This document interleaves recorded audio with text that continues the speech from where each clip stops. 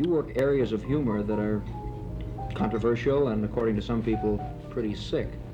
Do you consider yourself a sick comic? Yeah, that's interesting. Do I consider myself sick? No. There's a way. Sick, let's take the word, semantics, There's no such thing, naturally, as sick comedy, There's no such thing as beatniks. It's a writer's device. Beatniks were back as in Maxwell Bodenheim's era in the Village. Sick jokes go as far back as Shakespeare. But it's, do you have a Kleenex or something? Have you got, one of the chicks got a Kleenex? Yeah? I never carry a handkerchief. Isn't that strange? I don't even have a, do you have one? Good. I never do carry a handkerchief. I'm going to tell you something I've never told anybody before. I've never blown my nose before. The first time. All right, say this is a TV first. Television first. Should I just do it on camera? I'm sure you've never blown your nose on camera before. I think it's allowed. All right, I mean... It's a casual show, and... It's, what does the code say about it? Just let it go, eh? I think so. Am I in a close shot? I'd like to, We'll bring okay. it close up and bring up the sound. Here it goes. I can't do it. All right, I'll just turn it around. You get the feel. I hate... Give me back my hand. No, I'm really going to do it. I'm not putting you on. All right, here goes. Where did you get this? Is this a rug swatch? That, Next second. I'm going to dress my... No. What? This is... Thank you. Yeah. Now, maybe... There's, see, that's how, that could start to be a whole new vogue for comedy, Or I make, this may be my thing on television. You see the guy that blew his nose on Penthouse Party? And I got on the Jack Parr show. And then it could just start to build, I could do interviews and that, and then they could label it like sick comedy. The guy say, well, when did you first start blowing your nose on television? Well, it was just one time. I was with Hugh Hefner and Inspector Oski, and I sniffled, and the guy said, want to use my handkerchief? And it just happened. It was a meeting of the minds, sort of. And I just blew my nose, and then I became controversial. Just going around, and you can just do it once a night, though. What's it like doing a show like, well, Steve Allen's or any of the big network shows? Is it...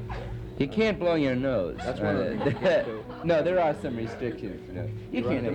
Did Steve ever let you con him out of a handkerchief? I mean, I noticed you rewrote history That's there the a old little. You trick said, of I offered you the handkerchief. You remember? Yeah. Okay. Well, I'll never get it back. There were some restrictions, but not from Steve Allen. Do you know Steve Allen, Mr. Trusky?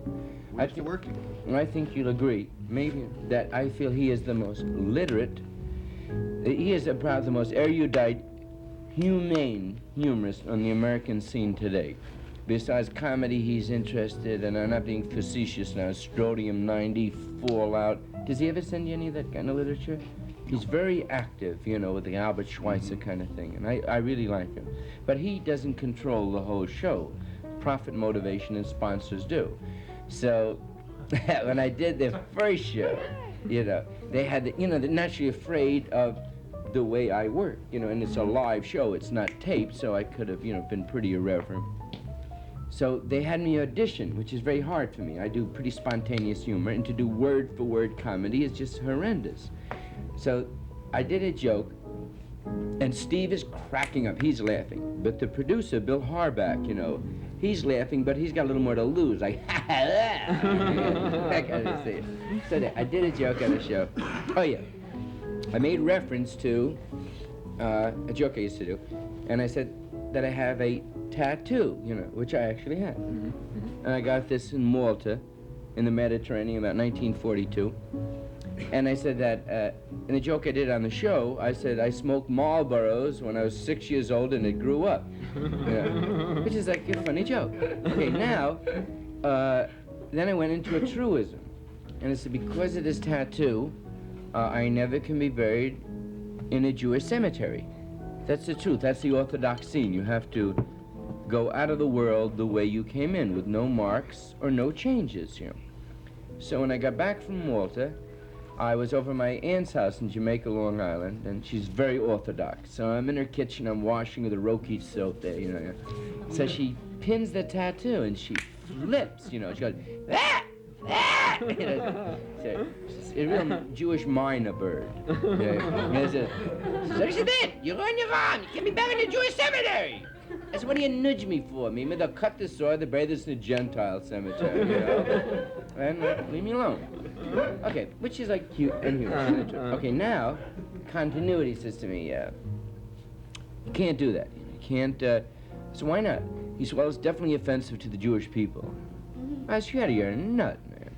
He said, no, it is blah, blah, blah, blah. It's any time we do any humor on any ethnic groups, you know, there's a lot of male. Now, let me first set that straight. I think that anybody who writes into anybody are whacks.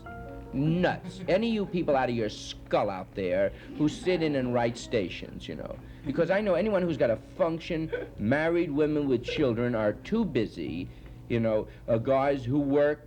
So it has to be some complete far-out wacko who's sitting alone in a furnished room, you know, with a TV set the Goodwill gave him, you know, and he's saying, that's dirty. You know, and meanwhile he's choking pigeons and a good Kraft Ebbing background, you know. Oh, I got off on a tangent. Well, anyway, so the guy said to me, can't do the joke. I said, well, later, I'm not going to do the show, you know, because I've got enough bread, I don't have to make this scene, you know. So he says to me, no, blah, blah, blah, blah. He said, you don't need that. I said, look, it's not offensive to the Jewish people. I'm Jewish, and it doesn't offend me, and I represent. I'm the Messiah, okay?